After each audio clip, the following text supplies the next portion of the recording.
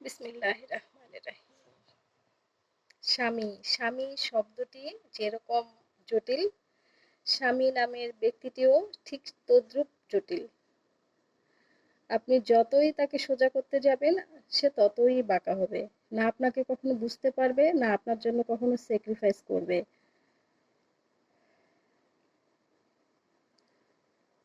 স্বামীকে আপনি যত বোঝাবেন, সে কখনো বুঝবে না।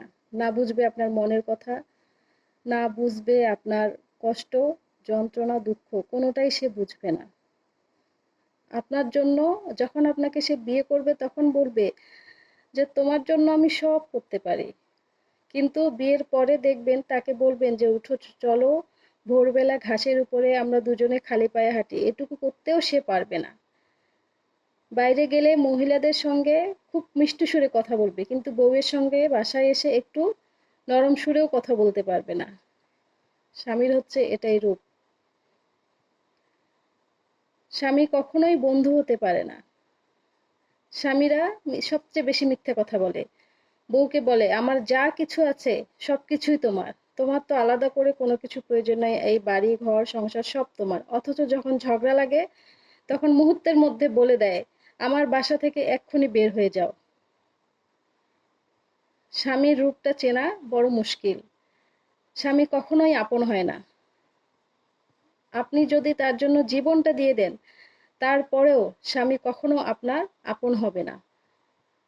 আপনি কয়েলের মতো জ্বলবেন। কয়েল যেভাবে জ্বলে ধীরে ধীরে নিঃশেষ হয়ে যায়, ছাই হয়ে যায়, তার ধোঁয়া দিয়ে সব কীটপতঙ্গ মারে, ঠিক তদ্রূপ আপনি নিজে কয়েলের মতো জ্বলবেন, ছাই হয়ে যাবেন। আপনার ধোঁয়া দিয়ে আপনার স্বামী নিরাপদে থাকবে, তার আশেপাশে বিপদ আপদ থেকে সে রক্ষা পাবে, কিন্তু সে আপনার উপকারটুকু স্বীকার করবে না।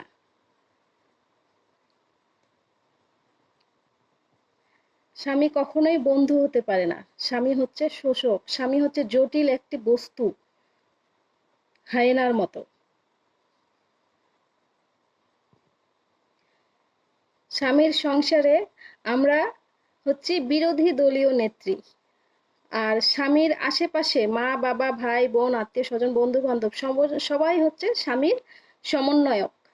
আর আমরা হচ্ছি বউয়েরা বিরোধী দলীয় নেত্রী, কারণ আমরা যেটাই বলি স্বামীদের সেটাই পছন্দ হয় না, আর তার নিজস্ব লোকজন আত্মীয় স্বজন বন্ধু বান্ধব যেটা বলে সেটাই তার কাছে প্রধান উপদেশ বলে মনে হয়। আর আমাদের স্বামী তো প্রধান উপদেষ্টা, আর আমরা হচ্ছি বিরোধী দলীয় নেত্রী, সেই হিসেবেই আমাদের স্বামীরা আমাদের সঙ্গে বিহেভিয়ার করে, আর আমরা সেটাই নিয়ে থাকি।